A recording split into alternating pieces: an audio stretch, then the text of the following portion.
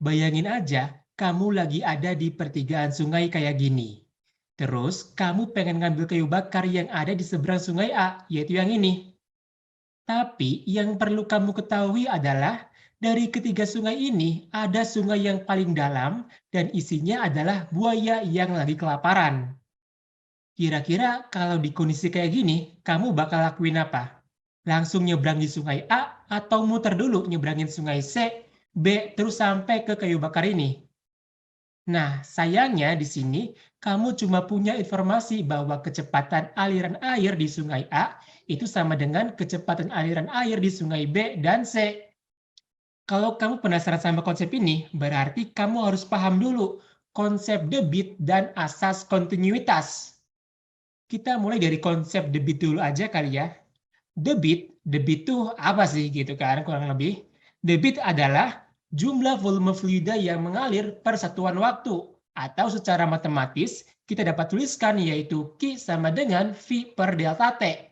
Di mana Q merupakan simbol debit, sedangkan V merupakan simbol dari volume fluida yang mengalir.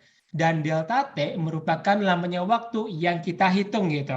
Supaya lebih paham, yuk kita masuk ke contoh kasus aja deh. Oke, jadi gini. Bayangin aja ada sebuah pipa yang bentuknya kayak gini. Kemudian ada nih aliran air yang masuk di pipa. Air ini bergerak dari titik sini ke titik sini sejauh L gitu selama selang waktu adalah delta T. Dan luas penampang pipanya adalah A. Pertanyaannya adalah, berapa sih debit yang mengalir di pipa tersebut? Oke, buat tahu berapa nilai debitnya, kita balikin ke definisi awal dari debit, yaitu debit sama dengan volume fluida yang mengalir per satuan waktu gitu, atau V per delta T. Pada kasus ini, air itu memenuhi seluruh ruang tabung ini. Dengan kata lain, berarti volume yang kita hitung adalah volume si tabung pipanya. Volume tabung pipa itu apa sih? Yaitu luas alas dikali dengan tinggi pipanya atau panjang pipanya gitu. Berarti nilai V-nya itu sama dengan A dikali L dibagi dengan delta T. Nah, menariknya gini. L atau panjang tabung merupakan jarak yang ditempuh air dari titik sini ke titik sini kan? Jarak tempuh per satuan waktu yaitu L per delta T adalah besaran apa? Besaran kecepatan ya. Jadi kita bisa tulis ini bahwa nilai debit yaitu sama dengan luas penampang pipa dikali dengan kecepatan air yang masuk di pipa tersebut. Kita bisa tuliskan bahwa Q sama dengan luas penampang pipa dikali dengan kecepatan air atau fluida yang mengalir di pipa tersebut.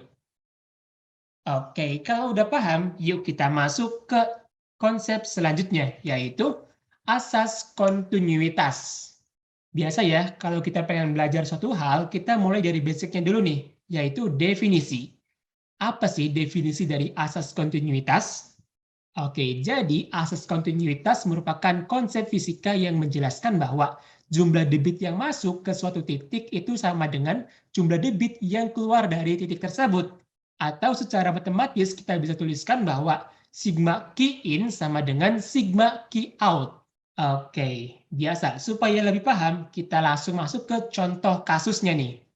Bayangin aja kamu punya pipa yang bentuknya kayak gini. Ini ada pipa pertama, pipa kedua, ketiga, dan keempat, dan mereka saling terhubung satu dengan yang lainnya. Kemudian air masuk dari pipa 1 dengan debitnya adalah Q1. Sedangkan di pipa 2, 3, dan 4, air itu keluar gitu. Dengan debitnya adalah Q2, Q3, dan Q4. Pertanyaannya adalah, berapakah jumlah debit yang masuk di pipa ini gitu?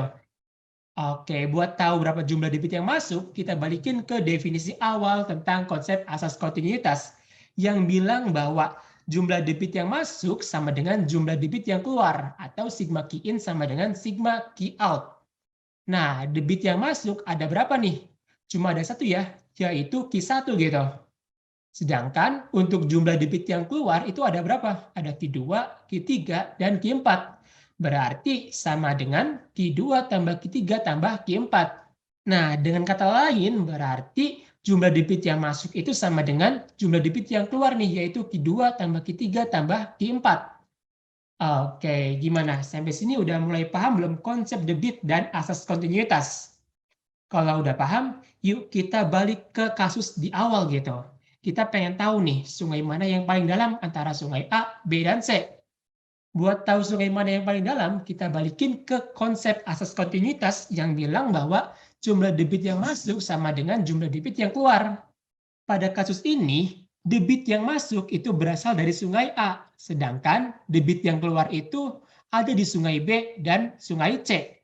Berarti kita bisa tuliskan bahwa QA sama dengan QB tambah QC. Buat tahu nilai debit di masing-masing sungai itu berapa, kita bisa asumsikan bahwa luas penampang sungainya itu berbentuk setengah lingkaran. Jadi kita bisa tuliskan nih bahwa QA itu sama dengan luas penampang sungai A dikali dengan kecepatan air di sungai A sama dengan AB dikali VB tambah AC dikali VC gitu. Kita simpan persamaan satu ya. Di awal, kita tahu nih bahwa kecepatan di sungai A itu sama dengan kecepatan air di sungai B dan C. Berarti VA sama dengan VC sama dengan VB. Kita simpan persamaan 2. Dari persamaan 2 ini, berarti nilai dari VA dapat kita coret nih. Begitu juga VB dan VC. Yang tersisa yaitu apa? Luas penampang A sama dengan luas penampang B tambah luas penampang C. Oleh karena bentuk luas penampang sungainya adalah setengah lingkaran, berarti nilai luas penampangnya adalah setengah pi R kuadrat gitu.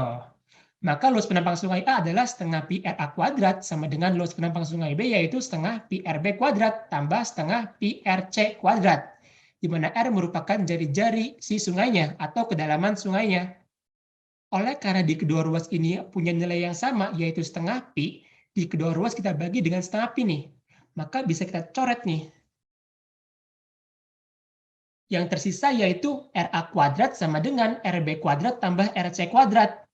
Dari persamaan ini, kita bisa peroleh kesimpulan bahwa jari-jari sungai A itu lebih besar daripada jari-jari sungai B dan sungai C. Dengan kata lain, berarti sungai A merupakan sungai yang paling dalam dibandingkan sungai B dan sungai C. Berarti, supaya kita dapetin si kayu bakar ini, kita perlu nyebrangin sungai C, B, terus sampai gitu ke si kayu bakarnya. Kita nggak boleh langsung nyebrang ke sungai A, karena sungai A merupakan sungai yang paling dalam, dan isinya adalah buaya yang lagi kelaparan. Oke, kurang lebih gitu sih. Nah, kira-kira ada hal apa aja nih yang bisa kita pelajarin hari ini? Yaitu pertama, debit ya. Debit itu apa? Debit adalah jumlah fluida yang mengalir per satuan waktu, di mana secara matematis nilainya yaitu Q sama dengan V per delta T. Kemudian yang kedua adalah kita belajar tentang asas kontinuitas. Asas kontinuitas merupakan konsep fisika yang menjelaskan bahwa jumlah debit yang masuk ke suatu titik sama dengan jumlah debit yang keluar dari titik tersebut. Atau secara matematis kita bisa tuliskan bahwa sigma Q in sama dengan sigma Q out. Oke, mungkin cukup sekian dulu ya pembahasannya. Sampai jumpa di pembahasan selanjutnya. Dadah!